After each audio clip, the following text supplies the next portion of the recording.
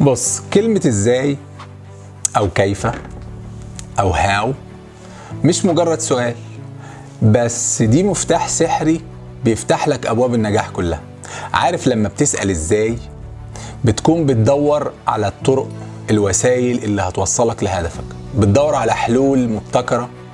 الكلمة دي مش بس بتدور لك على أجوبة، لكن كمان بتفتح لك عالم اسمه نو هاو. النو هاو اللي هي المهارات والمعرفة اللي بتحتاجها عشان تحقق أهدافك. كتير مننا لما ما يعرفش يعمل حاجة بيروح قايل ايه؟ معرفش، انا عارف قيمة نفسي، انا عارف ان دي انا ما اقدرش انفذها، ما اقدرش اعملها. هو في الحقيقة بيقلل جدا من نفسه، بيهد في نفسه.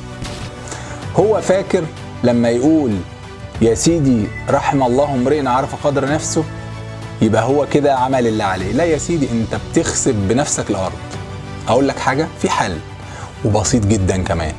لما ما تعرفش عادي، 100 واحد ممكن يتعرض لموقف ما يعرفش، بس في كلمة بعدها لو كملت هتفرق معاك كتير. قول ايه؟ عرفني اعملها ازاي. طب قول لي اوصل للحل ازاي. الحاجة دي بسيطة جدا، بس بتديك انت ثقة بنفسك، بتدي لك دفعة، بتعرفك ان انت عندك قدرات، انت تقدر تتعلم. ما دمت تقدر تنفذ الحاجة يبقى تدي انطباع للي قدامك بانك ما بتخافش من اي مهمة. اديني مهمة وما يهمكش، انا فوت في الحديد، انا قدها وقدود.